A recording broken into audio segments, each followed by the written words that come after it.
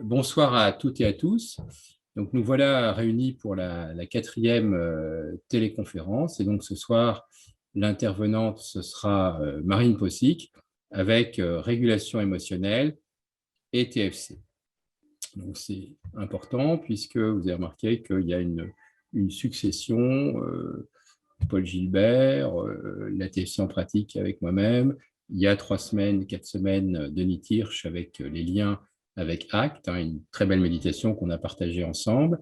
Et donc ce soir, Marine qui a promis de tenir son timing, je pense, 1h10 pour 60 minutes. C'est bien ça, Marine. Voilà.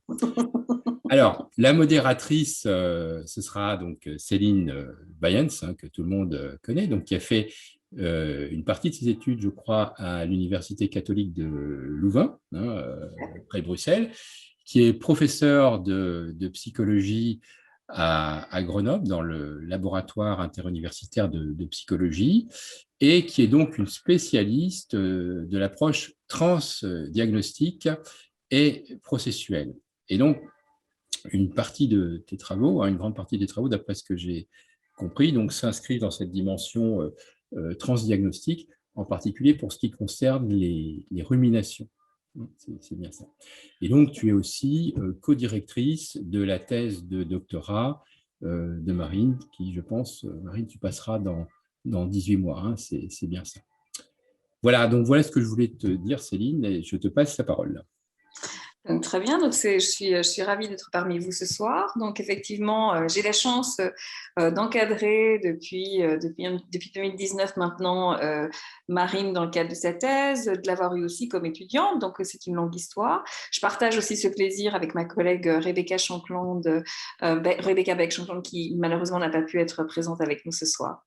Donc j'ai aussi la chance de pouvoir présenter brièvement Marine s'il faut encore la présenter.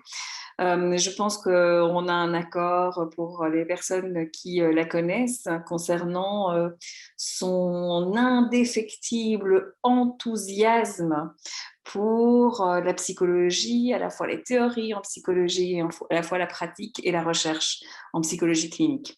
Donc, on a parfois des personnes hyper spécialisées dans certains domaines. Marine, elle arrive à être hyper spécialisée dans pas mal de domaines. Donc, elle mène de front des recherches de sa thèse et toute une série d'autres recherches. Elle mène de front également pas mal de projets associatifs.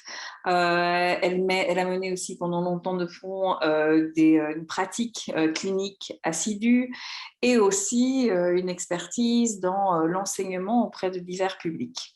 Donc, alors, on est, je pense, ravis de l'accueillir ce soir pour l'entendre parler de cette régulation émotionnelle qui est finalement un terme qui traverse différentes notions qu'on voit à la fois dans ce cycle de séminaire, mais par ailleurs également, comme des compétences qu'il s'agit de développer à la fois pour aller mieux ou pour se protéger d'aller mal. Et donc, je vais lui laisser dès à présent la place pour la conférence qu'elle vous a préparée. Merci Céline, ça me touche beaucoup ce que tu as dit sur moi. Je suis très heureuse de vous retrouver aujourd'hui donc pour vous parler de régulation émotionnelle et de thérapie fondée sur la compassion, qui sont mes deux sujets de prédilection et les deux thématiques sur lesquelles je travaille dans le cadre de ma thèse. Donc, c'est encore un sujet que j'ai préparé avec beaucoup d'enthousiasme, que j'ai essayé aussi de ne pas trop augmenter, puisque sinon le temps passe vite en fait. Et voilà, j'ai beaucoup de choses à vous présenter aujourd'hui. Donc, je vais partager mon écran.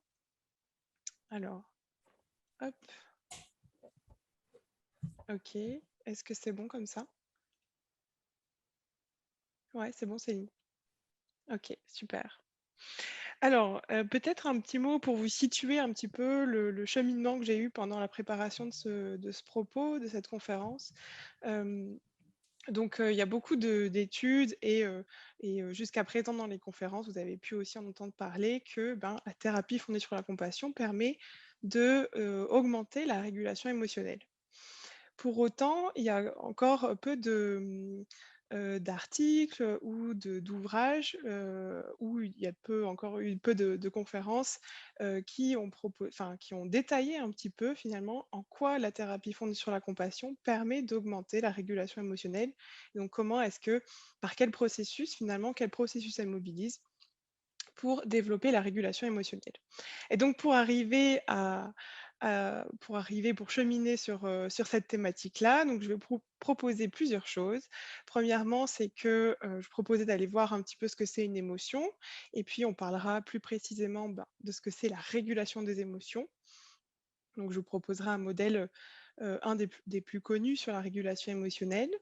Et puis, on verra aussi un facteur qui est, un facteur influençant les compétences de régulation émotionnelle, notamment à l'âge adulte.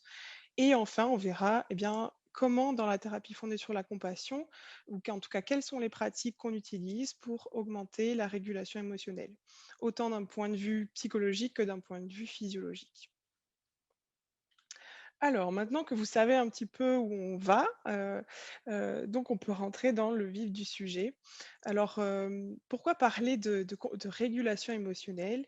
Eh bien, premièrement, finalement, c'est parce que nos émotions nous accompagnent au quotidien. Nos émotions, elles sont présentes, dans toutes nos expériences humaines, finalement. Elles nous accompagnent, elles nous aident à prendre des décisions, elles nous aident aussi à agir. Et puis, nos émotions sont utiles puisqu'elles sont source d'informations. Nos émotions nous permettent en fait de nous donner une indication si, on est en train de s'approcher de nos besoins ou plutôt de s'en éloigner. Donc elles sont source d'informations et en plus, elles nous préparent à l'action. Donc elles sont aussi source de motivation, et donc préparent notre corps, notre organisme à faire face à tel ou tel type de situation. Alors là, on voit les côtés plutôt positifs de l'émotion, mais parfois, elles nous mettent aussi en difficulté, notamment lorsqu'elles sont trop désagréables ou qu'elles sont trop intenses. Et c'est une des raisons aussi, principales qui a été identifiée par les recherches qui poussent les individus à s'engager dans une thérapie. Voilà, il a été montré parmi les recherches, notamment de Greenberg, que, les individus qui s'engagent et qui vont consulter en thérapie, c'est parce qu'ils ont des difficultés avec leurs émotions, avec leurs humeurs. Et effectivement, une des difficultés qu'on observe le plus avec les émotions, c'est la façon dont on va être en lien avec nos émotions. Heu alors peut-être que beaucoup d'entre vous ont déjà entendu parler d'évitement, donc c'est une des façons de faire face à une émotion qui est finalement la plus dysfonctionnelle, puisqu'elle nous coupe de notre expérience émotionnelle. Et donc l'objectif de la psychothérapie, c'est au contraire de s'engager vers l'émotion d'aller voilà, au contact de l'émotion. Et dans ce sens-là, d'ailleurs, il y a beaucoup d'études qui ont montré que plus les individus au sein de dans la thérapie s'engagent avec leurs émotions et plus la thérapie est efficace ou en tout cas est bénéfique, ouais, pour l'individu.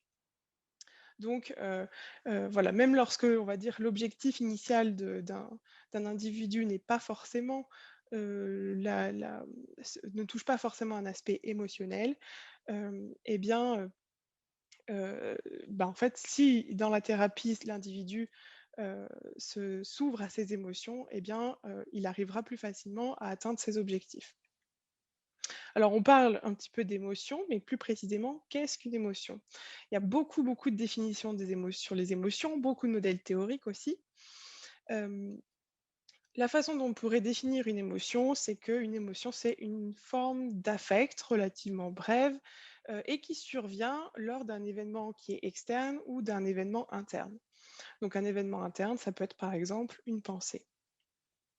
Donc lorsque ces événements sont pris en compte par l'individu, parce que l'individu va les juger comme importants, hem, ces événements-là vont déclencher un ensemble de tendances de réponse, donc qui vont impliquer des systèmes physiologiques, des systèmes psychologiques et comportementaux.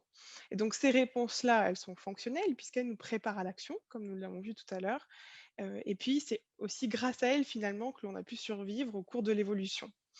Mais, comme vous avez pu peut-être le voir déjà dans le modèle proposé par Paul Gilbert, eh bien, Paul Gilbert dit il y a des bugs un petit peu dans notre cerveau, notamment lorsque les événements qui déclenchent ces réactions émotionnelles proviennent de nos propres pensées, puisque ben, nos propres pensées ne reflètent pas toujours la réalité, sont parfois biaisées ou sont soumises aussi à de nombreuses croyances.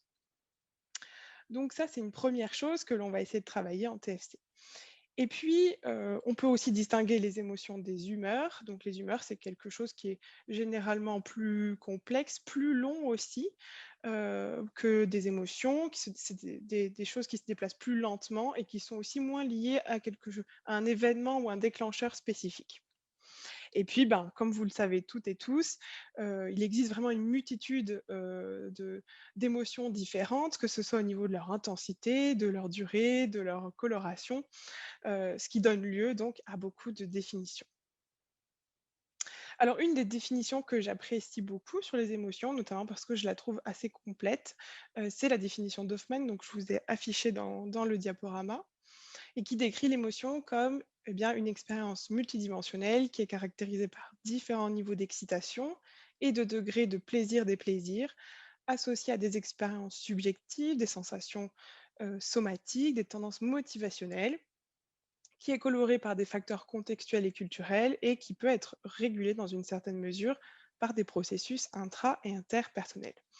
Alors cette définition, elle donne vraiment beaucoup d'éléments intéressants, mais notamment un donc, qui concerne les tendances motivationnelles, puisque c'est là où on peut faire du lien avec la TFC, c'est que, et dans d'autres types de thérapies également, Hem, en TFC, on ne va pas chercher à modifier l'émotion ressentie puisqu'on ne peut pas modifier l'émotion finalement. Par contre, on va essayer de modifier, eh bien, le lien que l'on va entretenir avec l'émotion, c'est-à-dire aussi notre motivation à accueillir ou non cette émotion-là. Alors, cette définition, elle est déjà assez exhaustive et puis on peut la compléter par, 2 caractéristiques, qui sont essentielles, en tout cas pour Gross qui est un chercheur qui a beaucoup travaillé sur la thématique de la régulation émotionnelle, qui est un des plus grands chercheurs sur cette thématique-là et qui donc définit 2 caractéristiques essentielles. Le moment où l'émotion se manifeste, c'est-à-dire le moment où l'émotion va survenir et c'est-à-dire le moment où l'individu va se préoccuper, va évaluer, l'élément déclencheur et puis la deuxième caractéristique, c'est bien sa nature multidimensionnelle puisque on l'a vu ensemble, l'émotion touche l'ensemble de notre corps et donc elle implique des changements dans les domaines de l'expérience subjective, du comportement et de la physiologie. Et donc ces 2 caractéristiques-là, elles sont appréhendées dans un modèle heu, très connu de l'émotion, donc qui est le modèle modal de l'émotion. Donc ces caractéristiques fondamentales, eh bien, constituent ce modèle modal de l'émotion. Alors ce modèle, il est constitué un petit peu d'une séquence qui commence par la situation psychologique qui va être, qui va être psychologiquement en tout cas pertinente pour l'individu. Puis il va y avoir l'attention que l'individu va porter à cette situation, l'évaluation qu'il va en faire et la réponse qui va, eh bien, être émise après, l'émotion. Donc ça, c'est un des modèles les plus connus qui permet un petit peu de définir comment est-ce qu'une émotion, émerge. Et donc, il existe, des situations, voilà, selon que la situation soit externe ou interne, les situations, ne vont pas être traitées, de la même façon, ce qui va donner lieu à différentes évaluations et différentes réponses. Alors maintenant, faisons le lien entre émotion et régulation émotionnelle. Donc la régulation émotionnelle, c'est vraiment la thématique de notre propos aujourd'hui. Eh bien, ça consiste à déterminer quelles émotions on a, quand est-ce qu'on les a, comment on les vit et comment on les exprime. Donc la régulation émotionnelle, ça concerne vraiment la façon dont les émotions elles-mêmes sont régulées. Donc défini de cette manière-là, il y a vraiment beaucoup, beaucoup, beaucoup d'activités et de stratégies qu'on peut mobiliser pour réguler nos émotions. Et comme il n'y a finalement aucune limite aux choses qu'on peut mettre en place pour réguler nos émotions, eh bien, comme pour les émotions, finalement, il nous faut un petit peu décrire, schématiser leurs caractéristiques principales. Et donc ça a été également, une des thématiques abordées par Gross dans la majorité de ses travaux et donc qui ont pu, nous préciser 3 caractéristiques principales dans la régulation des émotions. Première caractéristique, ça va être l'objectif de la régulation. Donc quel est l'objectif? Concernant le fait de réguler l'émotion. Donc, qu'est-ce que les gens essaient d'accomplir en régulant leurs émotions? Deuxième caractéristique, ça va être les stratégies mises en place pour arriver à atteindre ces objectifs-là. Et puis, troisième caractéristique, ça va être les résultats. Donc finalement, est-ce que la stratégie mise en place a fonctionné pour atteindre ces objectifs-là ou pas? Alors, on va prendre un petit temps pour détailler ces 3 caractéristiques-là, pour que vous compreniez un peu, de manière, en tout cas assez rapide maintenant, ce que ça recouvre vraiment la régulation des émotions. Alors concernant les objectifs de la régulation émotionnelle, eh bien, on peut avoir des objectifs qui sont intrinsèques, c'est-à-dire je régule mes propres émotions, ou bien je peux avoir des objectifs qui sont extrinsèques, donc je vais ici avoir un objectif de réguler l'émotion de quelqu'un d'autre. Puis dans certaines situations, eh bien, il peut y avoir des objectifs qui sont à la fois intrinsèques et à la fois extrinsèques. Donc par exemple, lorsque vous essayez de réguler, d'apaiser ou de déstresser quelqu'un pour vous-même vous apaiser, vous déstresser. Donc il peut y avoir les 2 à la fois. Et généralement, les chercheurs ou les cliniciens qui travaillent sur la régulation des émotions, eh bien auprès d'adultes, travaillent plutôt sur des objectifs qui sont intrinsèques et auprès des nourrissons, des enfants, travaillent sur les objectifs qui sont plutôt extrinsèques. Et parmi ces objectifs-là, on peut mobiliser différentes, intentions. Donc ces objectifs, la plupart du temps, ce qu'on retrouve dans la majorité, de la population, eh bien, c'est que la majorité des individus cherchent à, diminuer les émotions qui sont vécues comme désagréables et augmenter les émotions qui sont vécues comme agréables. Donc ça, c'est vraiment le modèle, hédonique traditionnel de la régulation des émotions. On est pour la plupart d'entre nous motivés à plutôt diminuer les états d'inconfort et augmenter les états qui sont agréables. Mais comme vous pouvez le voir sur ce tableau, dans certaines situations, il se peut que, eh bien, je veuille augmenter une émotion désagréable ou bien diminuer une émotion agréable, notamment lorsque, ben, elles ne se sont pas adaptées au contexte ou à la situation. Donc, par exemple, je peux vouloir augmenter une émotion désagréable en contactant, par exemple, une situation que j'ai vécue comme, une situation d'injustice pour me redonner confiance et pour passer à l'action et essayer de m'imposer et cetera. Donc ça peut être, une stratégie, possible et je peux également vouloir diminuer une émotion agréable. Et bien, par exemple, si je suis, à un enterrement et que j'ai envie de sourire, donc là, clairement, l'émotion agréable ne sera pas adaptée, en fait, au contexte et donc ma motivation peut être de diminuer, cette émotion-là. Donc je peux être motivée soit par des considérations hédoniques, soit par des considérations plutôt, fonctionnelles, donc liées à la situation, aux exigences de la situation. Et donc pour atteindre ces objectifs-là, je vais pouvoir mobiliser plusieurs stratégies de régulation émotionnelle. Alors là aussi, c'est un modèle simplifié, on va dire, des stratégies qui existent. Donc je vais vous en présenter quelques-unes, mais ce n'est pas du tout exhaustif. Hem, une des façons de présenter les stratégies de régulation émotionnelle, c'est de les présenter par famille. Donc on pourrait dire qu'il y a 5 grandes familles de processus de régulation. L'approche la plus prospective de la régulation des émotions, ça concerne la sélection des situations, donc est-ce que je vais m'engager ou pas dans une situation? Il y a une deuxième famille qui concerne directement la modification de la situation, donc les stratégies que je vais mettre en place pour agir sur la situation. Les stratégies qui consistent plutôt à modifier mon attention, donc à la diriger sur autre chose ou bien à l'ouvrir. Il y a des stratégies qui vont plutôt être de l'ordre du changement cognitif, donc comme par exemple la réévaluation cognitive, peut-être que certains en ont déjà entendu parler. Et puis des stratégies qui vont viser à plutôt eh bien, moduler la réponse émotionnelle qui va être souvent de l'ordre physiologique ou comportemental. Et donc peut-être que là, vous faites le lien, ça recoupe en fait avec le modèle que je vous ai présenté au début, donc le modèle processuel et modal de la régulation des émotions. Et donc, on peut associer ces 5 familles finalement euh, à chaque étape de l'apparition de l'émotion.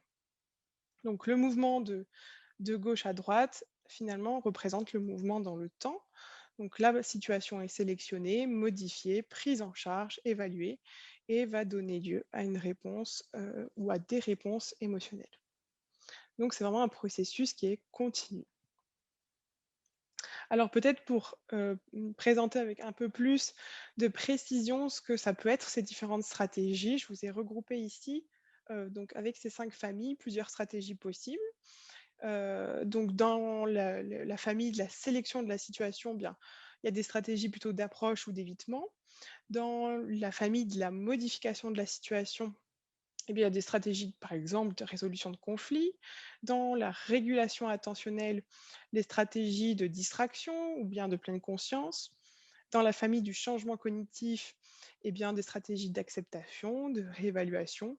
Et enfin, dans la famille de l'ajustement ou de la modification de la réponse, eh bien, il peut y avoir une suppression de l'expression, une prise de substance aussi, ou bien un partage social qui peut être aussi très aidant. Et donc, l'ensemble de ces stratégies vont me permettre d'atteindre ou pas un résultat. Donc, généralement, ces stratégies eh bien, vont agir finalement sur la dynamique de l'émotion. Donc, c'est-à-dire vont venir modifier peut-être son temps d'apparition, son intensité, sa durée, ou le décalage des réponses dans le domaine expérientiel, comportemental ou physiologique. Mais, enfin, et j'ai envie de dire dans les recherches, la plupart des chercheurs se sont toujours intéressés à, un petit peu catégoriser les stratégies de régulation émotionnelle. Et donc l'approche la plus connue dans les stratégies, pour catégoriser un petit peu les stratégies de régulation émotionnelle, ça a été de dire, bien finalement, il y a des stratégies qui sont quand même plutôt dysfonctionnelles.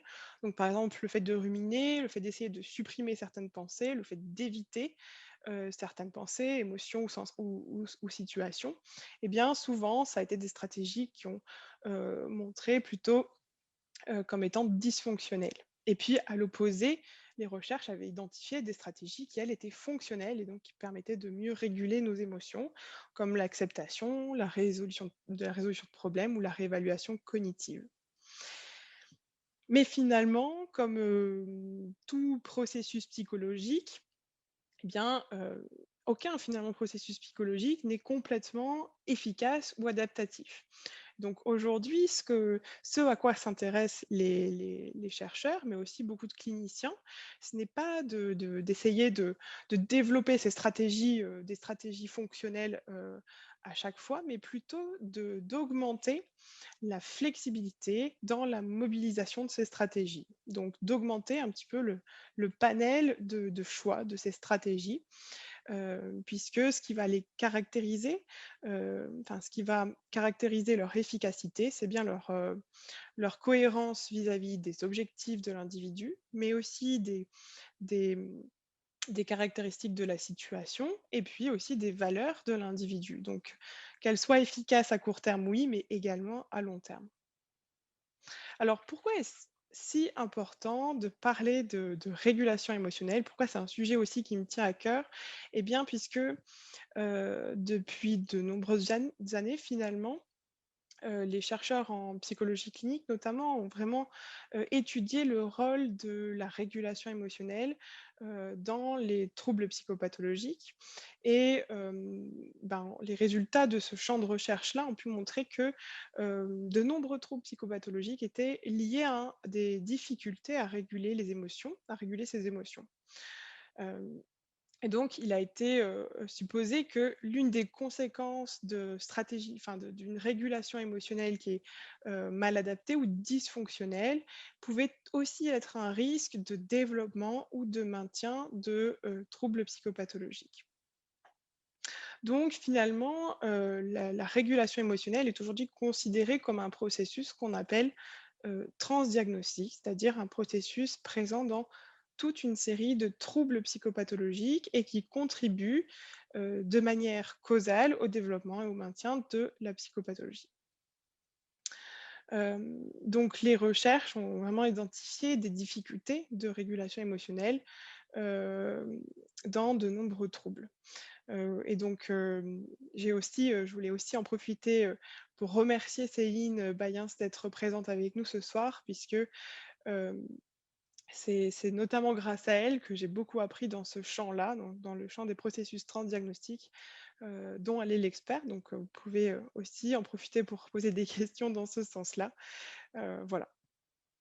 Alors, on a vu que du coup, des difficultés de régulation émotionnelle ont un impact sur notre santé mentale finalement, mais on peut se demander ce qui vient faire la différence dans les compétences que l'on a, chacun d'entre nous, à réguler nos émotions. Il y a plusieurs facteurs qui vont être, qui vont jouer, qui vont avoir un impact sur ces compétences-là. Donc, il y a des facteurs qui sont environnementaux, des facteurs qui sont génétiques. Et puis, il y a ce fameux, on va dire, attachement que l'on reçoit, que l'on développe, notamment pendant l'enfance et puis tout au long de notre vie. Donc un des facteurs qui influence notre capacité à réguler nos émotions, c'est notamment cet attachement et surtout le type d'attachement que l'on a développé. Et donc cet attachement-là, lorsqu'il est sécure, eh bien, c'est celui qui constitue le fameux système d'apaisement que l'on voit dans la thérapie fondée sur la compassion et que l'on essaie de renforcer et de développer. Alors, peut-être que beaucoup d'entre vous connaissent un petit peu la théorie de l'attachement, d'autres peut-être pas.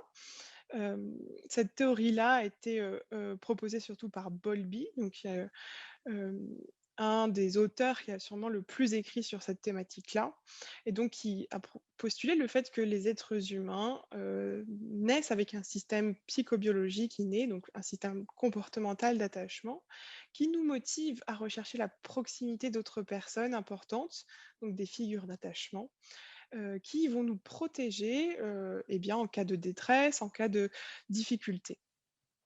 Et effectivement, Hem, lorsque l'on est bien enfant, si nous percevons en tout cas que nos figures d'attachement sont disponibles et réactives, eh bien cela va nous amener à développer un sentiment de sécurité interne. Cela va nous permettre également de développer des représentations sociales, stables, des représentations mentales, sociales stables. Ce qui va nous permettre aussi de mieux exprimer nos émotions puisque, on aura appris que finalement les personnes de notre entourage accueillent volontiers ces émotions-là et nous apaisent. Donc ce qui va nous permettre aussi de réguler nos émotions plus facilement, ce qui va nous laisser le temps et l'énergie pour faire plus d'apprentissage et découvrir le monde qui nous entoure. Et donc l'ensemble de cette construction-là nous permet de développer ce qu'on appelle un attachement, sécure. À l'inverse, des nourrissons qui, ne perçoivent pas leur figure d'attachement comme disponible de manière stable ou comme disponible tout court, eh bien vont, peut-être avoir un sentiment d'insécurité plus important, vont avoir des représentations et des attentes négatives à propos, de leurs relations sociales, vont avoir plus peur aussi d'être rejetés, notamment lorsqu'ils expriment leurs émotions. Ils vont donc moins exprimer leurs émotions et vont avoir des difficultés à comprendre aussi leurs émotions et donc vont avoir des difficultés à réguler leur état émotionnel, ce qui va contribuer au développement d'un attachement de type plutôt insécure, que l'on va caractériser soit comme évitant, soit comme anxieux. Donc l'attachement, c'est quelque chose qui se développe pendant l'enfance, mais qui, va également se former dans toutes nos interactions, que ce soit pendant l'enfance, que ce soit pendant l'adolescence ou, à l'âge adulte et cetera. En fait, le style d'attachement peut changer de manière subtile ou de manière vraiment spectaculaire, selon le contexte et selon les expériences que l'on va rencontrer dans notre vie. Ce qui est intéressant de savoir vis-à-vis de l'attachement, c'est que celui-ci, eh bien, en fait, est vraiment lié donc à nos compétences de régulation émotionnelle, comme vous avez pu le voir.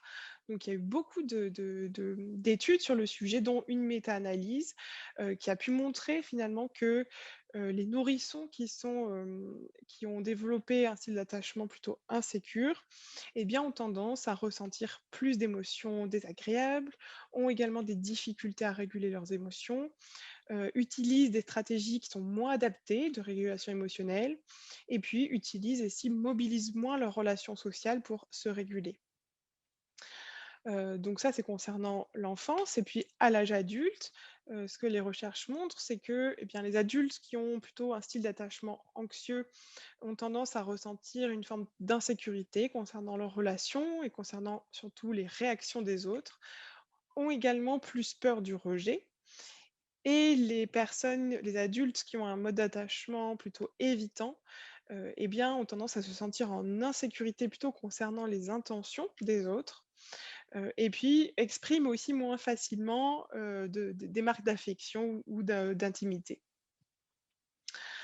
Donc ça a un impact aussi, voilà, jusqu'à l'âge adulte et puis ça peut aussi, se ressentir dans nos relations, amoureuses. Donc, les personnes qui sont en couple et qui ont un attachement sécure à leur partenaire ont tendance à rechercher plus de proximité, font des évaluations aussi plus constructives des situations et sont plus résilientes. Alors que, les personnes qui ont tendance à être plutôt attachées de manière insécure à leur partenaire, eh bien, adoptent des stratégies plus inadaptées, ont des difficultés à accueillir leurs émotions et ont des difficultés à s'exprimer aussi de manière, constructive.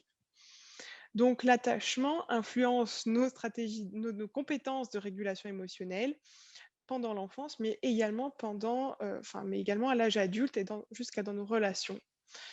Hem Il y a une recherche que je voulais vous partager, qui est une recherche quand même assez intéressante sur le lien entre attachement et régulation émotionnelle, qui est une étude qui est parue l'année dernière, en 2020, et qui a évalué, en fait, qui a repris des données heu, d'une étude qui avait évalué des modes d'attachement de plusieurs nourrissons âgés entre 12 et 18 mois. Et puis, ils ont suivi ces enfants jusqu'à leurs 20, 35 ans. Et donc, ce qu'ils ont pu observer chez ces personnes-là, c'est que les enfants qui avaient un attachement insécure étaient à l'âge adulte aussi plus évitants, essayaient aussi plus de supprimer leurs émotions, étaient aussi moins collaboratifs et plus distants vis-à-vis de leur expérience émotionnelle. Donc, il y avait vraiment finalement un lien prédictif entre l'attachement reçu pendant l'enfance et la régulation émotionnelle. Et au-delà de ça, plusieurs études ont également évalué les modes d'attachement chez des personnes qui ont des troubles psychopathologiques. Et donc, on observe euh, que ce soit sur des échantillons cliniques, non cliniques, eh bien, il y a vraiment une insécurité d'attachement qui est fréquente chez les personnes qui souffrent de troubles, psychopathologiques allant d'une détresse, on va dire, assez légère à, des troubles plus sévères, hem, donc comme la dépression, comme le trouble de stress post-traumatique, comme les comportements suicidaires ou les troubles du comportement alimentaire. Alors pour autant, lorsque, l'attachement est vécu comme, sécure, donc là, il va y avoir un espèce d'état d'apaisement, de calme qui va résulter de l'attachement, de la bienveillance que l'on va recevoir de nos figures d'attachement, qui va nous permettre de construire en soi un système de régulation des affects de type, affiliatif. C'est-à-dire que ça va nous permettre eh bien, aussi de faire preuve de gentillesse, de compréhension, de bienveillance, de compassion envers mes propres difficultés et envers celles d'autrui. Donc finalement, nos premières expériences avec un autre être humain, en tant qu'être aimant, en tant qu'être disponible, digne de confiance, eh bien, viennent influencer, pas forcément déterminer, mais simplement influencer nos façons de nous engager dans différents types de relations en grandissant, que ce soit les relations à soi-même ou les relations aux autres. Et en général, plus les personnes se sentent en sécurité et plus elles font preuve d'ouverture et de flexibilité face à leur environnement. Hem Et pour autant, si le système de soins, ce système d'apaisement, d'affiliation ne se développe pas dans des circonstances, on va dire favorables, eh bien, on peut devenir, moins compatissant, moins attentionné envers soi-même et envers les autres lorsqu'ils sont en difficulté.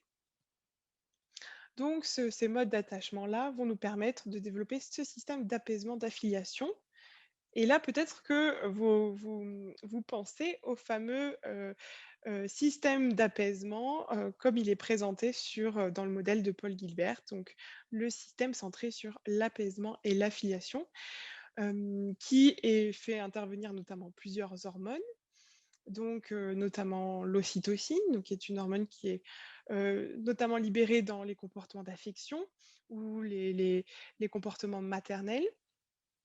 On a également la vasopressine, donc ça, c'est une hormone qui joue un rôle dans, la, régulation du volume sanguin et puis qui, interagit sur le nerf vague, donc dont vous avez beaucoup entendu parler jusqu'à présent, qui fait partie du système parasympathique. Donc le nerf vague, c'est le plus long nerf du corps qui s'étend de notre crâne jusque d'autres organes comme le cœur, les reins et cetera et qui agit sur la variabilité de notre fréquence cardiaque.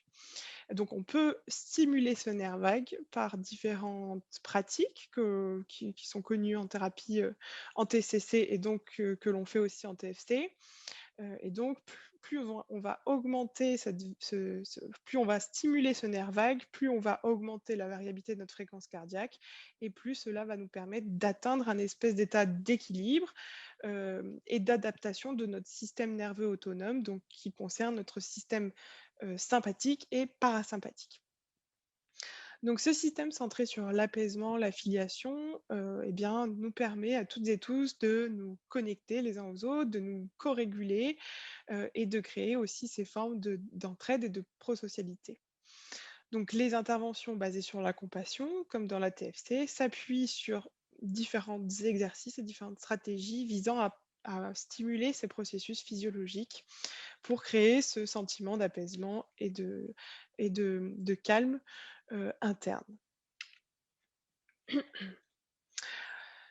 Alors, c'est pas on il y a une petite nuance que je voulais apporter dans cette présentation, c'est que c'est pas aussi facile de dire, ben, voilà, les pratiques qu'on utilise en thérapie fondée sur la compassion permettent de stimuler le nerf vague et donc d'augmenter la variabilité de notre fréquence cardiaque. C'est notamment une étude, de Di Bello qui est parue cette année, qui a pu souligner le fait que c'est pas aussi simple, puisque on ne serait-ce que dans la définition de la compassion, il y a 2 grandes parties.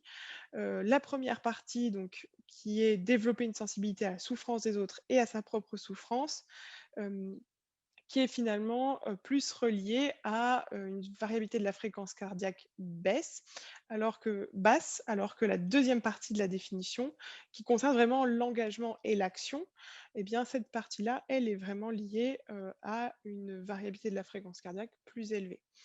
Donc voilà, il y a quelques nuances, à apporter dans les effets de certaines pratiques, bien que beaucoup de recherches montrent qu'effectivement, les pratiques de thérapie fondées sur la compassion, comme nous le verrons tout à l'heure, eh bien, permettent d'augmenter stimuler le nerf vague et d'augmenter cette, variabilité de la fréquence cardiaque.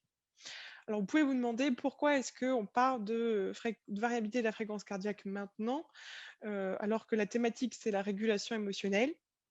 Eh bien, tout simplement puisque la variabilité de la fréquence cardiaque, c'est un indicateur du système nerveux autonome et donc c'est un marqueur transdiagnostique de la régulation des émotions. Donc elle a été, associée à des stratégies fonctionnelles et adaptées de régulation émotionnelle. Donc la capacité, d'ajuster nos systèmes physiologiques pour répondre aux demandes de l'environnement reflète finalement notre capacité générale d'adaptation face aux différentes contingences situationnelles.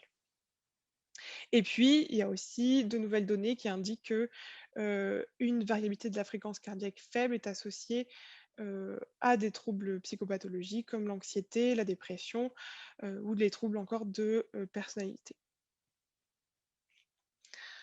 Alors, si, donc, on peut, on peut être chanceux si on a ce système d'apaisement, d'affiliation qui est très développé et qui est accessible, mais c'est, la plupart du temps pas forcément le cas. Et donc, souvent, on peut avoir tendance à être comme, le dit Paul Gilbert, un petit peu comme bloqué entre le système centré sur les menaces et le système centré sur, la récompense. Donc ça, c'est notamment lié à notre éducation, puis aussi notre société. Et donc, comme vous le savez, l'idée dans la thérapie fondée sur la compassion, c'est bien d'équilibrer ces 3 systèmes de régulation des affects en redonnant une place un peu plus importante à ce système centré sur l'apaisement et l'affiliation.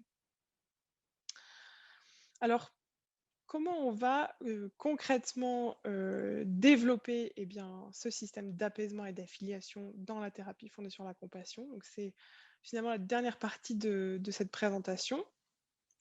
Alors, par plusieurs pratiques que je vous ai regroupées ici. Donc, des pratiques qui visent le développement de la motivation, des pratiques centrées sur le rythme respiratoire apaisant, des pratiques de pleine conscience, de visualisation et les pratiques de chair work. Donc, comme l'a dit Francis, on a imaginé aussi ce cycle comme étant un petit peu progressif. Donc, vous avez pu voir avec Francis notamment, mais aussi avec Paul et puis avec Denis, et bien la partie vraiment pratique, donc concrètement comment ces pratiques sont délivrées dans la thérapie. Donc je ne reviendrai pas là-dessus, mais moi ce qui va m'intéresser, c'est, quels sont les processus mobilisés dans ces pratiques qui permettent de réguler nos émotions, que ça soit d'un point de vue psychologique ou d'un point de vue physiologique. Alors les différentes couleurs et on va dire taille des carrés, c'est bien pour souligner le fait que, eh bien, on peut, utiliser certaines pratiques plus que d'autres en fonction, eh bien, de nos affinités avec ces pratiques-là et puis en fonction aussi, des besoins de la personne que l'on accompagne et de sa sensibilité, par exemple à la pleine conscience ou au rythme respiratoire apaisant. Alors c'est aussi le moment où je vais faire du lien et revenir un petit peu en amont de cette conférence, puisque l'ensemble de ces pratiques qui sont utilisées dans la thérapie fondée sur la compassion, eh bien finalement permettent d'agir à certains moments de l'émotion. Donc, tout ce qui va être de l'ordre de la motivation va nous permettre, eh bien, de jouer sur la sélection de la situation ou bien de modifier la situation en tant que telle. Les pratiques de visualisation et de pleine conscience vont nous permettre, eh bien, de développer nos processus attentionnels. Les exercices des chaises vont nous permettre de modifier, d'agir sur nos pensées et puis le rythme respiratoire apaisant, eh bien, va venir agir sur la réponse physiologique de l'émotion. Alors, on va, bien visiter un petit peu chacune de ces pratiques et voir comment est-ce que, finalement, d'un point de vue processuel, elles permettent d'augmenter la régulation émotionnelle. Alors premièrement, la pleine conscience. Hem Donc ça, c'était un des schémas que j'aime bien, présenter, lorsque je parle de pleine conscience, puisque c'est un schéma pour moi qui regroupe les qualités, on va dire, indispensables, enfin, les qualités qu'on essaie de développer, en tout cas dans la pratique de pleine conscience, qui vont passer notamment par une attention particulière, une intention et une attitude. Donc comme vous pouvez voir, ces 3 axiomes qui, nous permettent de nous guider dans la pratique de pleine conscience, sont étayés également par différentes qualités et caractéristiques. Et donc lorsque ces axiomes sont mobilisés en quelque sorte, eh bien, ils vont nous permettre de changer de perspective, et donc c'est aussi ce que l'on appelle, le phénomène de reperception. C'est-à-dire qu'ils vont nous permettre de fondamentalement changer de perspective vis-à-vis de notre propre fonctionnement interne. Et donc par exemple, ça peut être ne plus se considérer, comme étant nos pensées, mais comme étant plutôt observateur, témoin de nos pensées. Donc ce processus de reperception, c'est un des processus majeurs, dans l'efficacité de la pleine conscience, hem, en tout cas dans son fonctionnement, et puisqu'il va aussi nous permettre, eh bien, de mobiliser, différentes choses. Donc il va nous permettre notamment d'être présent à beaucoup plus d'informations puisque ça va ouvrir notre champ attentionnel et puis ça va aussi nous permettre, et bien, de jouer comme apprentissage inhibiteur, c'est-à-dire que ça peut jouer ce rôle aussi, d'exposition, et donc la pleine conscience peut nous permettre finalement d'apprendre, de nouvelles associations non menaçantes avec nos expériences internes, qui vont contrebalancer les associations menaçantes apprises précédemment. Donc vous voyez ici, tout un ensemble d'effets que va avoir ce phénomène de reperception et de décentrement.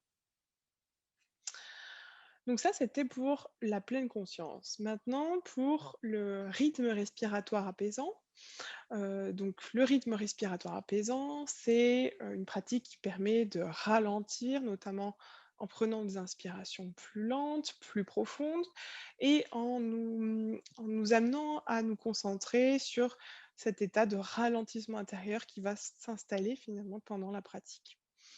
Donc c'est aussi une des pratiques, les plus complémentaires finalement aux thérapies, psychothérapeutiques, puisqu'elle est facilement mobilisable, heu, puisque notre respiration nous accompagne, tout le temps. Et donc ce que je voulais aussi proposer, donc je pense que oui, je pense que j'ai le temps. Je voulais vous proposer, eh bien, une, pratique du rythme respiratoire apaisant, puisque ça ne demande pas nécessairement beaucoup de temps. Hem et donc je vous propose qu'on fasse ça ensemble. On pourra, débriefer de cette pratique-là, lors des retours si vous voulez bien. Donc ce que je vous propose, c'est simplement de vous asseoir ou de si vous êtes déjà assis en tout cas, de prendre le temps de, bien simplement vous relâcher, vous détendre tout en maintenant un petit peu le dos droit et puis votre attention éveillée également. Puis vous pouvez, fermer les yeux, laisser vos paupières se fermer et puis peut-être dans un premier temps, accueillir votre respiration telle qu'elle se déroule dans le moment présent. Vous pouvez observer son intensité, sa vitesse. Observez également où est-ce que vous la ressentez. Vous pouvez peut-être sentir l'air frais qui entre dans vos narines à l'inspiration et qui ressort à l'expiration.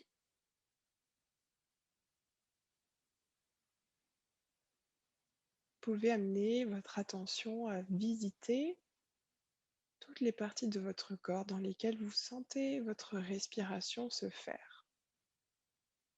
Ça peut être votre poitrine, votre ventre,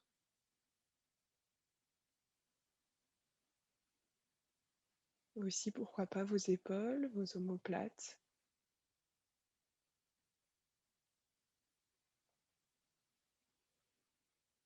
ou même tout votre corps.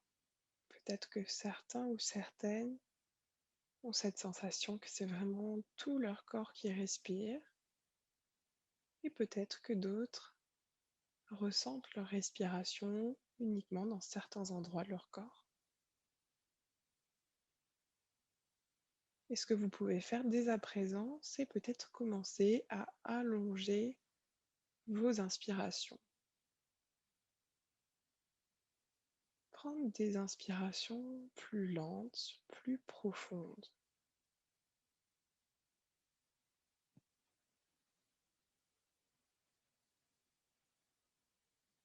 Vous inspirez légèrement plus lentement que d'habitude et vous expirez également plus doucement.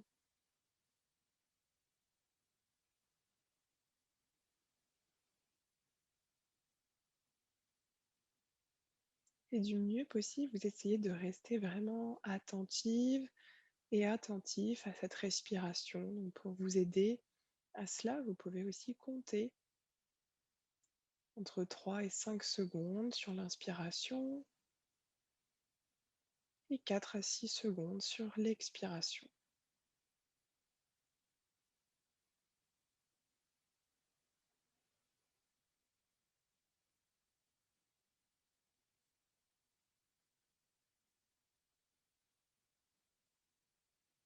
À chaque inspiration, vous prenez le temps de suivre cet air qui entre dans votre corps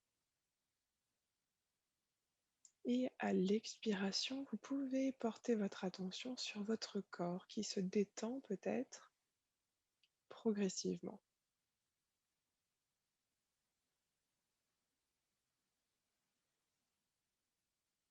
Vous pouvez aussi volontairement à l'expiration relâcher certaines parties de votre corps, relâcher certains muscles du visage, relâcher vos épaules, d'autres parties de votre corps qui sont mobilisées, qui sont contractées.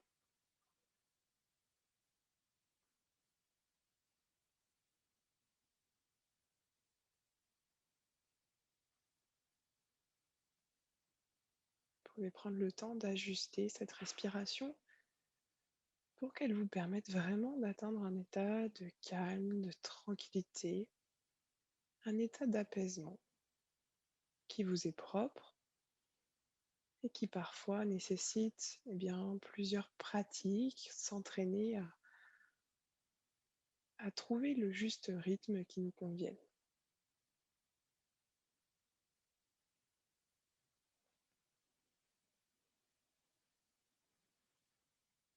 Et à chaque inspiration, c'est un peu comme si votre mental s'apaisait, votre conscience descend dans le corps. Et à l'expiration, votre corps s'apaise, se relâche. Donc vous pouvez continuer cet exercice le temps que vous le souhaitez.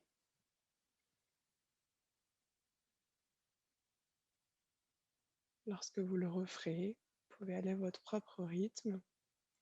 Ce que je vous propose pour retourner à cette conférence, eh bien, c'est peut-être de prendre ensemble 3 grandes inspirations en expirant très lentement par la bouche.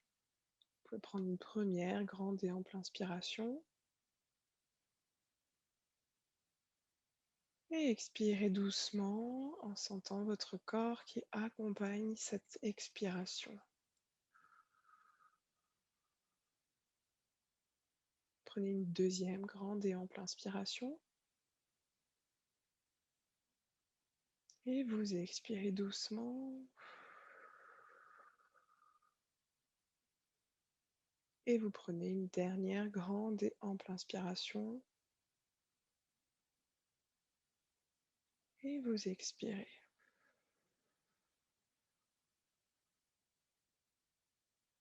Puis vous pouvez tranquillement vous préparer à retourner au temps que nous partageons ensemble autour de la régulation émotionnelle. Alors peut-être que certains ou certaines ont pu l'expérimenter, mais ce rythme respiratoire apaisant, et peut-être que ce n'est pas le cas aussi, hein, vu que notre organisme, notre respiration n'est pas habitué à ce nouveau rythme. Donc parfois, eh bien, il faut s'entraîner pour trouver le rythme qui nous convienne. Et dès lors que l'on a trouvé ce rythme qui nous apaise, eh bien, cela peut favoriser euh, ce sentiment de calme, de quiétude, de tranquillité, puisque eh bien, cette respiration lente et profonde active notre système nerveux parasympathique et augmente la variabilité de notre rythme cardiaque. Donc ça, c'était pour le rythme respiratoire apaisant et son lien avec la régulation émotionnelle. Donc le rythme respiratoire apaisant, c'est vraiment une des pratiques clés de la thérapie fondée sur la compassion, une des pratiques que l'on mobilise en premier lieu dans le chemin thérapeutique qu'on va parcourir, puisqu'elle permet d'atteindre physiologiquement en tout cas cet état de calme et de sécurité. Puis, on va aussi mobiliser notre imagerie, donc notre capacité à visualiser, à imaginer, dans diverses pratiques, donc comme le lieu de sécurité, puis on verra juste après, par exemple, l'image compassionnée idéale. Alors pourquoi est-ce qu'on utilise l'imagerie? Eh bien, puisque l'imagerie, et la perception sensorielle activent des régions et des voies communes dans notre cerveau. Donc finalement, notre capacité à imaginer, eh bien, fonctionne comme une forme faible de perception sensorielle. Donc, le fait d'imaginer, de se remémorer, des expériences passées, futures ou imaginaires, eh bien, peut nous évoquer non seulement l'aspect, mais aussi le son, les sensations physiques de l'expérience et puis d'autres sensations corporelles internes qui vont être associées à l'expérience émotionnelle. Et puis aussi, on utilise beaucoup l'imagerie, en TFC, mais également dans les TCC aussi en général, puisque l'imagerie, peut également nous permettre, en tout cas servir d'amplificateur émotionnel. Donc il y a beaucoup de recherches qui ont été menées dans le domaine des sciences, cognitives notamment, qui ont pu montrer que l'imagerie fonctionne, enfin évoque vraiment des réponses émotionnelles au niveau physiologique et au niveau subjectif et que cette réponse émotionnelle est souvent plus forte que, celle évoquée par les modes de traitement uniquement verbaux. Donc l'imagerie peut vraiment être utile pour, eh bien, nous exposer à certaines émotions, mais aussi et donc pour, eh bien, créer en nous cet espace de sécurité interne. Alors, il y a plusieurs lieux d'image de sécurité, hein, qui peuvent être, qui sont différents. Moi, je vous en ai mis un, qui est, en Chartreuse enfin en Belledonne, pardon, à côté de Grenoble, qui est un des lieux, que j'affectionne beaucoup. Et donc on peut aussi, il y a aussi l'image compassionnée idéale que l'on mobilise en TFC, avec l'imagerie. Donc qui consiste à imaginer une image compassionnée, donc hem détenir, on va dire, incarner plusieurs qualités. Donc ça peut être la gentillesse, la chaleur, le courage, la sagesse et cetera. Donc j'ai mis ici des images qui pour moi évoquent ça, mais évidemment c'est pas du tout enfin, c'est très personnel. Et cette image compassionnée idéale a aussi été beaucoup étudiée, dans diverses, études, puisque en fait, cette image compassionnée idéale joue le rôle d'amorce d'un attachement sécure et donc c'est là où on reboucle la boucle avec l'attachement. Hem, Effectivement, le fait d'imaginer en fait une figure d'attachement, donc une figure qui incarne cette compassion inconditionnelle, eh bien, ça va nous permettre de nous connecter aussi à des valeurs compassionnées, et donc, nous amener à développer cette autocompassion et cette compassion donc à l'exprimer aussi davantage et du coup à agir de manière compassionnée. Donc l'image compassionnée idéale sert, vraiment d'amorce dans la TFC pour, eh bien venir contacter, cette compassion et ce système d'apaisement. Et enfin, on a donc le chair work, donc c'est, travail des chaises. Donc il y a eu c'est aussi une intervention qui a été plus développée jusqu'à présent, en tout cas dans la gestalt thérapie. Il y a plusieurs modalités de chair work, donc il y a vraiment beaucoup de variantes qui existent. Avec Francis, je sais qu'on aime beaucoup cette pratique-là et c'est aussi pour ça qu'on voulait proposer, une formation spécifique sur ce travail des chaises, puisqu'on trouve ça passionnant en fait. Et donc en TFC, la spécificité, c'est que, eh bien, on va travailler avec les chaises pour travailler avec nos différents self, comme vous le savez. Donc par exemple, avec le self critique, la personne va s'installer dans la chaise de son self critique et puis va pouvoir contacter un petit peu les critiques qu'elle s'adresse habituellement. Puis elle va changer de chaise et se mettre dans la chaise du self qui est critiqué et donc venir contacter un petit peu, eh bien, les réactions physiques et émotionnelles que cela développe lorsqu'elle se critique. Donc ça peut être un sentiment de honte, de culpabilité, ça peut être un sentiment aussi d'affaissement.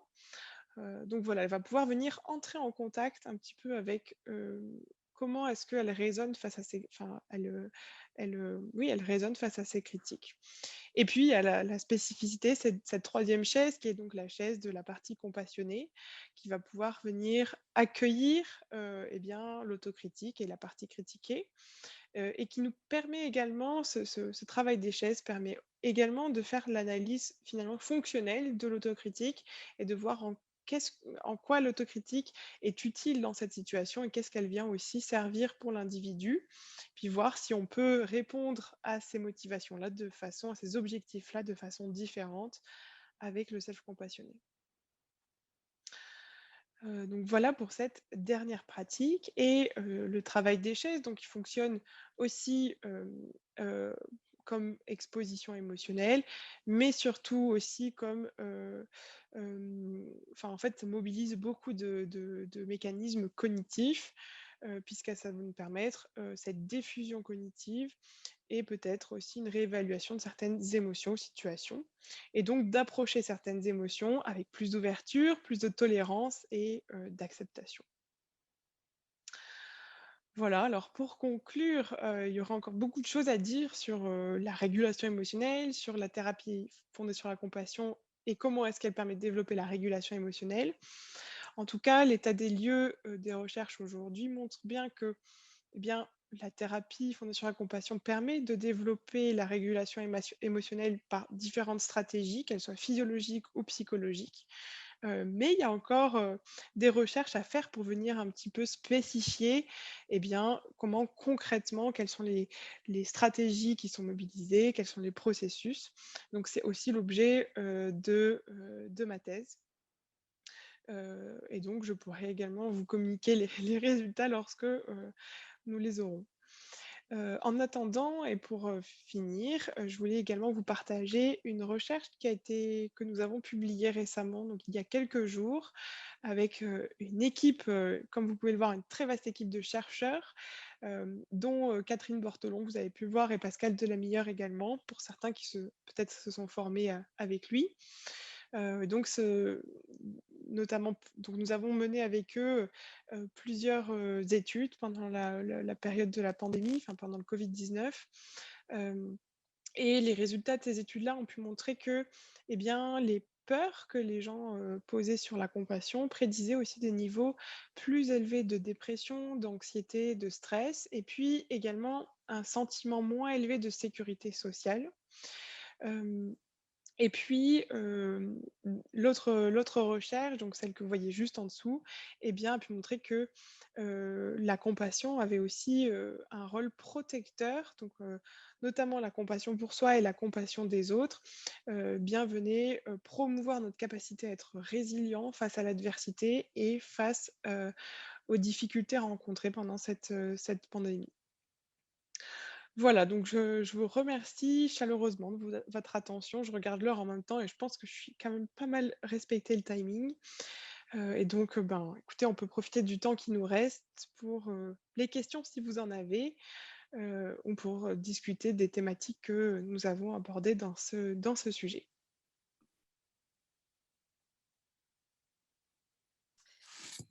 Donc, tout d'abord, merci Marine pour cet exposé qui a pu aussi intégrer de la pratique dans un temps qui est restreint.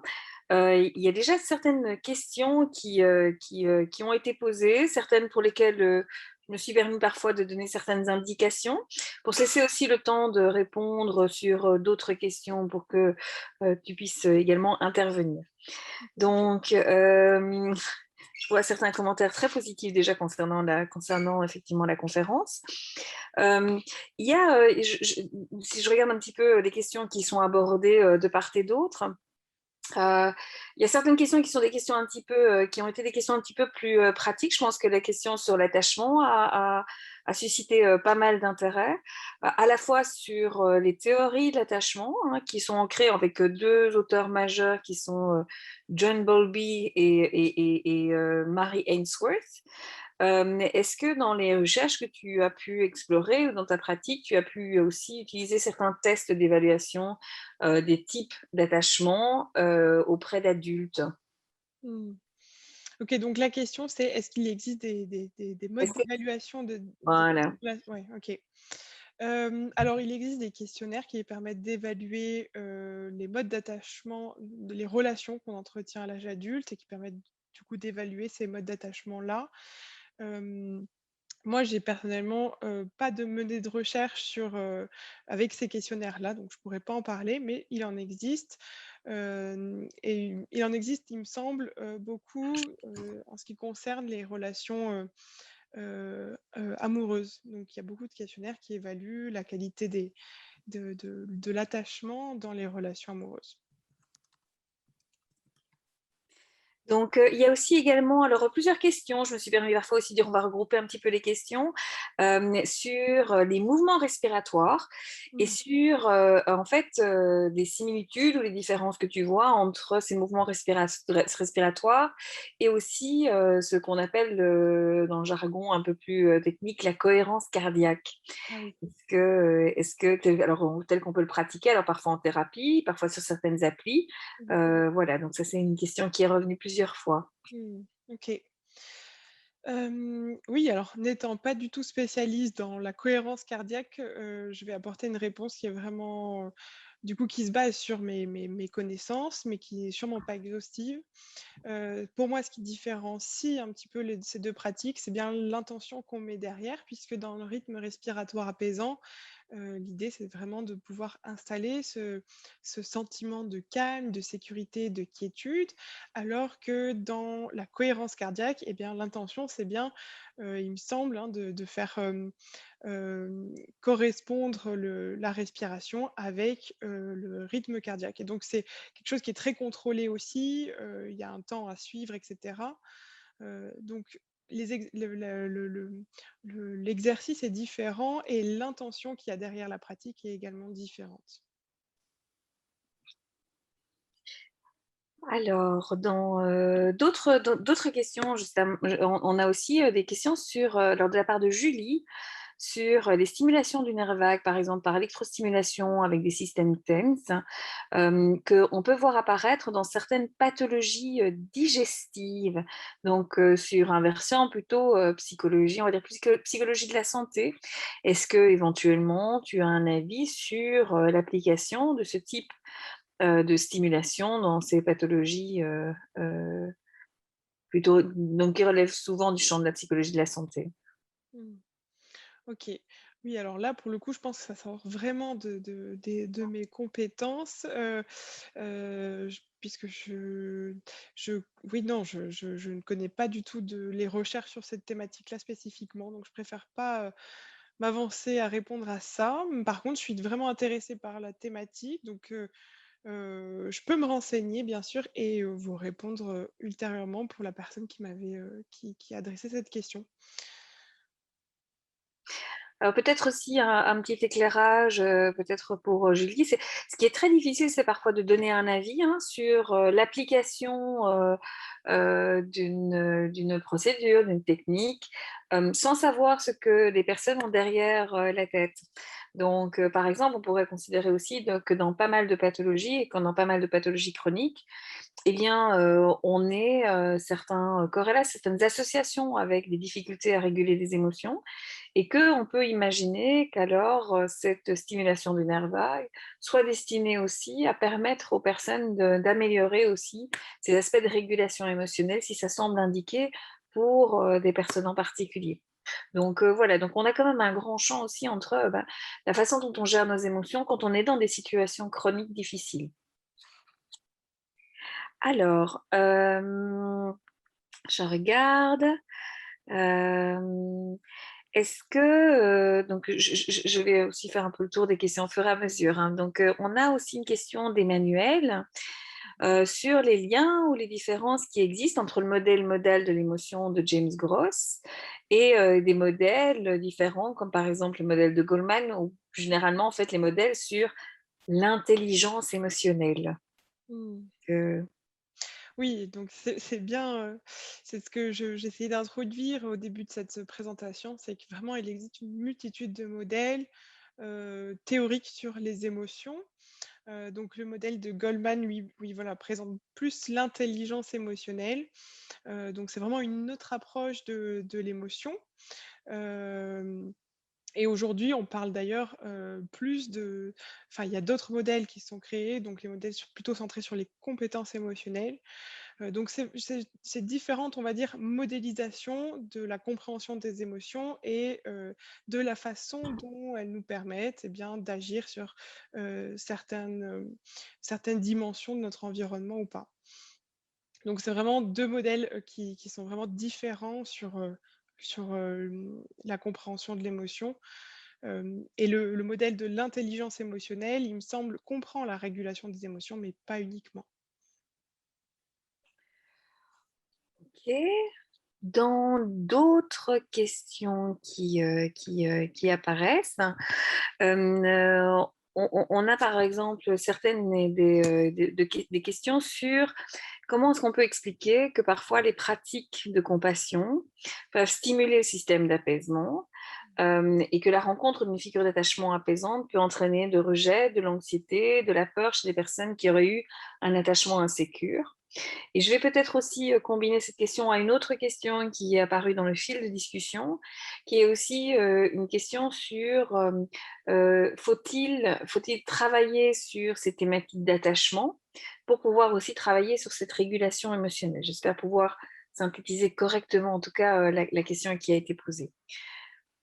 Ok, donc peut-être pour répondre à la première question, donc effectivement, c'est un des effets qu'on observe finalement assez fréquemment dans les pratiques centrées sur le développement de la compassion. Et donc c'est aussi pour ça qu'on essaye d'être vigilant sur la façon dont on guide ces pratiques et la façon dont on les propose, puisque effectivement, donc, Francis appelait ça l'effet toboggan. Donc Francis, je te laisserai compléter hein, si tu veux aussi cette réponse, mais effectivement, lorsque l'on contacte bien une figure d'attachement, ça nous permet d'activer notre système de sécurité interne qui, lui, va nous permettre bien, de nous mettre en contact avec des émotions qui sont parfois douloureuses. Et donc c'est là où on peut avoir cet effet toboggan, on va glisser vers un souvenir ou bien une pensée qui est douloureuse et à laquelle on ne s'était pas exposé peut-être depuis longtemps.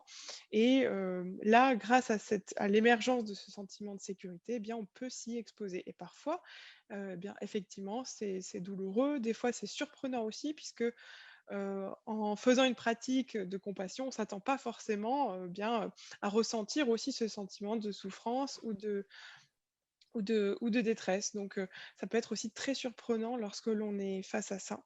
Et en fait, c'est quelque chose qui est normal et qui est assez fréquent. L'idée, c'est de pouvoir prévenir les personnes à qui on guide ces pratiques que c'est possible qu'il se passe ça. Est-ce que Francis, tu voulais ajouter quelque chose sur l'effet toboggan? Oui, enfin, c'est très intéressant parce qu'en fait, on ne s'y attend pas au départ, effectivement, mais comme tu l'as très bien dit, quand on ouvre sur la compassion, on vient quelque part questionner les liens d'attachement, hein, bien sûr. Et en fait, dans les groupes de méditation ou les groupes de MBCI où il y a méditation et compassion, eh bien, il y a toujours des personnes qui ont des traumas. On ne le sait pas forcément quand ce sont des gens qui viennent à l'hôpital, par exemple, qui viennent dans des groupes qui ne sont pas forcément suivis dans un service donné, mais qui viennent de l'extérieur. Et on a parfois des réactions très spectaculaires. Mais c'est intéressant parce qu'en fait, comme l'a sous-entendu la personne également, Céline, hein, tu viens de le dire, mais hop, c'est le cercle, je dirais le cercle rouge de menace qui est activé et non pas le système d'apaisement. Alors, il faut quand même faire attention parce que dans un premier temps, ça peut être aversif. Et donc, ça peut être délicat, d'où l'idée de Paul de commencer par des situations d'objets qui ne sont pas trop engageantes, comme le lieu de sécurité, la couleur compassionnée, et on passe au regard humain finalement dans un deuxième temps quand on a testé les premières étapes, comme par exemple avec le body scan compassionné, on peut voir un peu la réactivité au niveau du corps, quand une lampe chaleureuse passe le corps, je dirais, éclaire le corps progressivement. Et il y a parfois des zones où il y a la trace d'un trauma, voilà, où on le sent très bien lorsqu'on médite avec la personne, quelque chose un ressaut, un doute, une hésitation au minimum. Hein, voilà. Après, je terminerai là-dessus, comme il y a cette espèce de vécu de la compassion qui est tellement beau et ineffable finalement que ça peut presque provoquer l'ébauche d'un petit sanglot qui n'est pas forcément quelque chose de triste. Et récemment, une participante dans un séminaire qui a défié ça d'une tristesse un peu douce, et qui est plutôt agréable, mais qui est très touchante. Voilà. Et donc, c'est toujours une très belle expérience. Et souvenons-nous, comme le disait Chauden, il n'y a pas de chemin sans obstacle, et l'obstacle est le chemin. Donc, quand ça survient, c'est plutôt une bonne nouvelle parce qu'on est dans la bonne direction. Merci Francis. Alors, je sais pas dans quelle mesure c'était visible aussi, pour l'ensemble des panélistes. On a eu des questions aussi sur, la possibilité que les rituels de politesse jouent dans la régulation des émotions. Donc, peut-être sous forme de normes sociales aussi qui permettent parfois de réguler l'expression qu'on peut avoir des émotions. Et une deuxième question qui serait aussi un petit peu sur le fond théorique, alors de TFC, mais aussi des approches dites, cognitives ou plus généralement cognitives et comportementales, dans lesquelles on peut voir un aspect parfois souvent pragmatique, mais que l'on pourrait, pour certains, considérer comme athéorique. Donc, est-ce que on aurait, une réponse à apporter, à la fois peut-être sur, du nouveau la façon dont certaines règles de politesse ou peut-être certaines règles sociales peuvent, permettre une certaine régulation émotionnelle. La deuxième, c'est, est-ce que finalement il y a un fond, théorique, s'il n'a pas été peut-être clair dans la présentation, mais est-ce que, selon toi, tu verrais à ce type d'intervention, une visée principalement pragmatique ou un fond théorique aussi sur lesquels à la fois les chercheurs et à la fois les praticiens peuvent, se référer? OK, donc sur, les comportements plus liés à des normes sociales de politesse, quoi, c'est ça? Mmh. Alors ce qu'on sait, c'est que les relations sociales jouent un rôle majeur dans la régulation des émotions. Donc comme on l'avait vu, au tout début, il y a des objectifs qui sont aussi parfois extrinsèques sur la régulation des émotions. Donc, l en fait, toutes nos relations sociales nous permettent de co-réguler nos émotions en quelque sorte. Hem Et donc, faire appel à nos relations, c'est, une stratégie majeure dans la régulation des émotions. Après, en quoi est-ce que les normes, de politesse, peuvent nous aider à réguler nos émotions? Eh bien, je pense que ça participe tout simplement, en fait, à des relations, on va dire, sociales satisfaisantes, et donc ça nous met dans de bonnes dispositions aussi, pour être, à l'écoute de la personne, pour l'aider, pour, être présente à elle. Donc j'imagine que ça participe de manière finalement indirecte à réguler, les émotions qui peuvent naître dans ces relations-là. Après, j'ai pas d'études là en tête, je réfléchissais en même temps que tu me posais cette question, Céline. J'ai pas d'études en tête qui ont évalué spécifiquement, le rôle de la politesse, sur la régulation émotionnelle, mais on pourrait regarder si ça existe et puis me renseigner.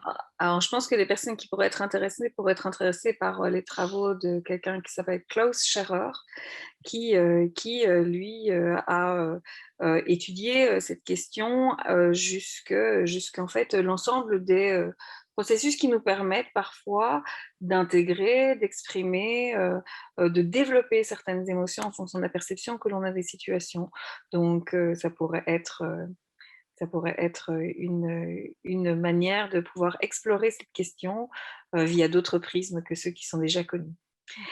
On a aussi des questions un petit peu sur, l'ouverture que ça peut avoir. Donc on a parfois certains commentaires en disant beh, par exemple des personnes qui sont plutôt, praticiens, dans les thérapies d'acceptation et d'engagement, qui voient comment est-ce qu'on peut intégrer ces pratiques.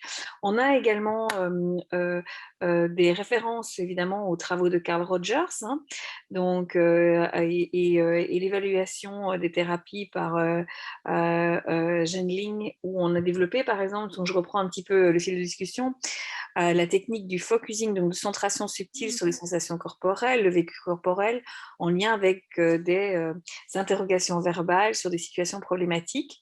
Donc, un fort ancrage évidemment dans les thérapies humanistes. Quelle est la différence alors qui existe entre la TFC? Car dans le travail des chaises, il y a bien une recherche active, et ça rejoint un autre commentaire qui dit, bah, tiens, finalement, est-ce que la TFC a inventé les chaises ou la chaise? Voilà. OK. Oui, alors moi, j'ai envie de dire que, finalement, aujourd'hui, les thérapies n'inventent rien puisqu'elles se basent sur des choses qui ont montré leur efficacité. Donc, c'est juste que, ben, par exemple, la thérapie fondée sur la compassion s'appuie sur des pratiques qui ont déjà montré leur efficacité, mais, ben, en les mettant au service, finalement, de, cette motivation à développer la compassion. Ce sont des pratiques, c'est pour ça que ce sont des pratiques qu'on retrouve aussi dans différentes approches thérapeutiques, donc dans les thérapies comportementales et cognitives notamment, mais aussi dans d'autres approches. Et puis, ben, puisque la thérapie fondée sur la compassion s'appuie aussi sur beaucoup de champs de recherche, comme les travaux qui sont issus de la psychologie humaniste, comme les théories de l'évolution, comme la psychologie, plutôt les travaux, bouddhistes aussi. Donc voilà, en fait, il y a les exercices qui sont proposés dans la thérapie fondée sur la compassion, ce sont des exercices qu'on retrouve aussi ailleurs, mais dont l'intention est parfois différente. Hem L'application, et les retours qu'on va en faire, la façon dont on va les mobiliser vont être différentes, mais les processus actifs sont finalement les mêmes.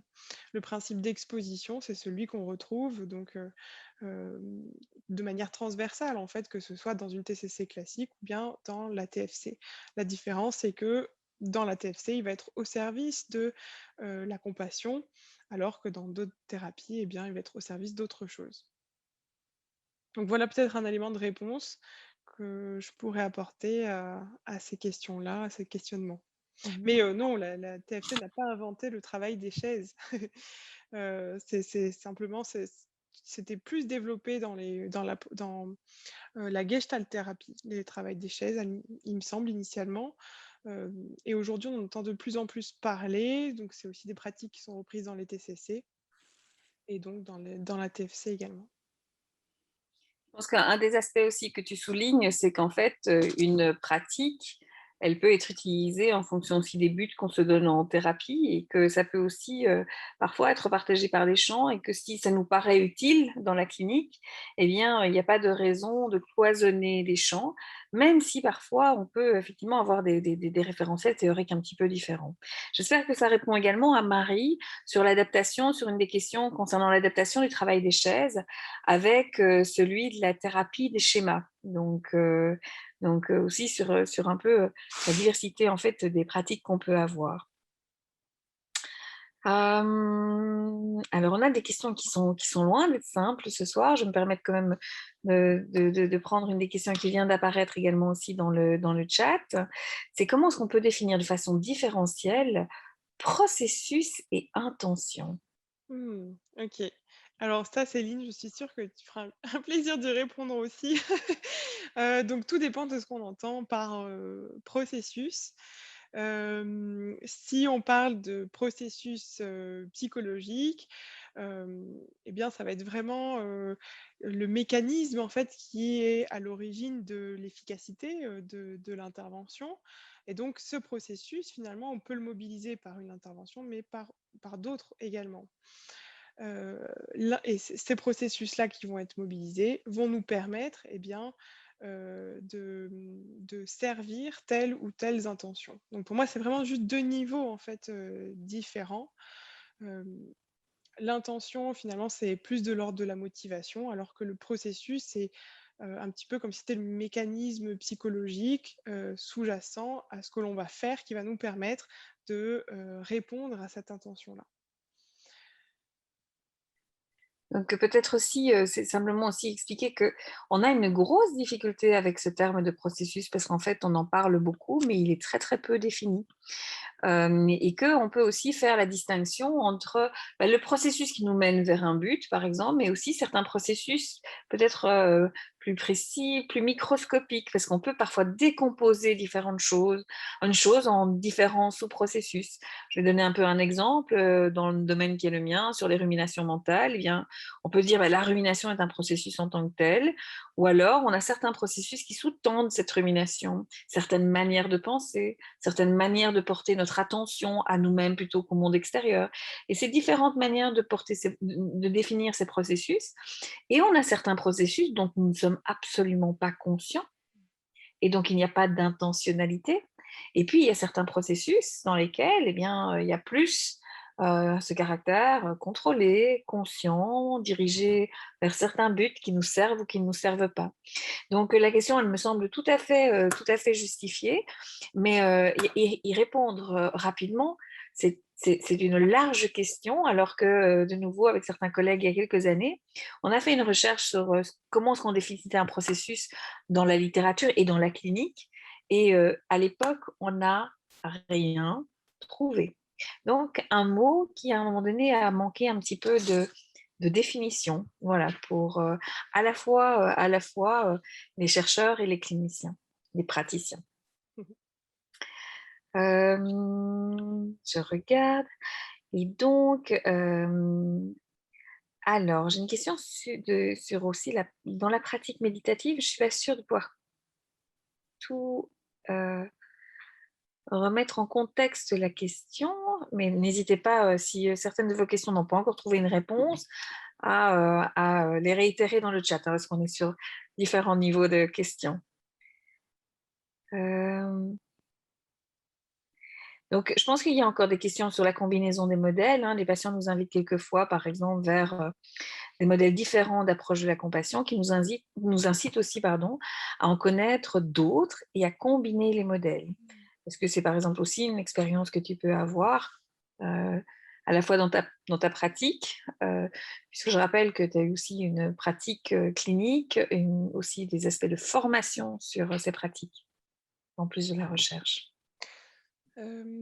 Oui, c'est sûr que c'est tentant dans la pratique clinique, lorsqu'on est formé à plusieurs approches, de faire ensuite une combinaison, un mix de ces pratiques qu'on connaît, et puis de ces théories aussi sous-jacentes. Mais ce que j'aime bien également me rappeler, c'est que bien, dans les recherches, la façon dont ces pratiques sont évaluées, c'est dans des contextes spécifiques, enfin dans des modèles spécifiques. Et donc, si on veut s'appuyer sur les bénéfices qui ont été montrés de telle ou telle pratique, de telle ou telle thérapie, eh bien, peut-être que dans ce cas-là, en tout cas, il faut être aussi rigoureux sur eh bien, l'application pratique que l'on met en place. Donc, pour moi, ça peut être intéressant dans un sens, puisque ça nous permet vraiment de nous ajuster, de faire preuve de plus de flexibilité dans la pratique clinique. Et en même temps, eh bien, ça nous éloigne aussi finalement des effets qui ont été montrés dans les recherches, puisqu'on n'applique plus les protocoles ou les modèles thérapeutiques tels qu'ils ont été initialement, en tout cas, évalués. Donc, je dirais que voilà, il y a un petit peu deux éléments de réponse à cette question-là qui, j'imagine, enfin en tout cas qui s'ajuste en fonction de notre pratique clinique et puis ouais, de la personne aussi qu'on accompagne et puis des objectifs qu'on a avec elle. Très bien. Je pense qu'on approche tout doucement de la fin. Il y a eu aussi une question qui était une question aussi très pratique en disant où on pourrait se former à la thérapie fondée sur la compassion dans différentes problématiques, donc par exemple des problématiques addictives. Ok. On a des pistes qui peuvent un petit peu. Ouais. Alors jusqu'à présent, les formations que Francis, tu pourras compléter si tu le souhaites, hein. Jusqu'à présent, en tout cas, les formations que délivraient Francis et Pascal, des formations à destination des professionnels de santé en général, mais vous abordez avec brio, j'ai envie de dire, différentes populations cliniques qui peuvent être accompagnées avec la TFC. Donc, on peut s'y retrouver dans ces formations-là. Et en ce qui concerne les formations à venir, donc il y en a plusieurs. Donc, je vous inviterai à se rapprocher de nous par mail pour qu'on vous donne exactement les dates et les modalités. De ce que je connais avec Francis, on va organiser une formation en ligne, en tout cas en novembre. Donc, il reste des places disponibles si ça vous intéresse. Voilà. Et Francis, je te laisse compléter également. Oui, donc en fait, nous avons commencé les formations en TFC à Caen, donc un peu après le mindfulness basé sur la compassion et l'insight. Donc on a commencé vers 2015 et on fait donc un niveau 1 tous les ans, un niveau 2 tous les ans. Pour l'instant, il y a eu un niveau 3 et en fait, ces formations sont dérivées, je dirais, de celles de Paul Gilbert, c'est-à-dire le premier niveau d'introduction sur 3 jours, un deuxième niveau expérientiel et un troisième niveau, plus d'expertise clinique, où il peut y avoir des présentations de cas, de la supervision, etc. Hein.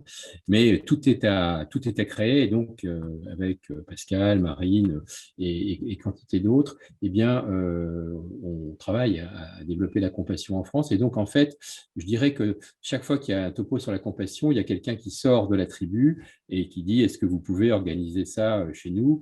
Donc, finalement, il y a un petit peu un tour de France. Bon, il y en aura une à Grenoble, mais elle est complète au mois d'octobre. Il y a eu Pau, Périgueux, Monaco, enfin l'hôpital Grasse de Monaco. Il y en a eu un peu partout. Maintenant, il y en a aussi online. Donc, en fait, jetez vos filets et vous trouverez quantité de formations. Alors après, il faut les adapter, bien sûr, à des champs spécifiques. Donc, moi, personnellement, je n'ai pas l'expérience des addictions, mais donc, il suffit d'une personne que ça intéresse et qui peut développer cette approche dans ce sens-là. Hein. Voilà. Pour la personne peut-être qui a posé cette question, j'ai une collègue qui a travaillé dans le champ des troubles du comportement alimentaire. Alors, je ne sais pas si ça rejoint un petit peu ce type d'addiction-là, mais en tout cas, je peux aussi vous mettre en relation avec elle si ça vous intéresse. Voilà.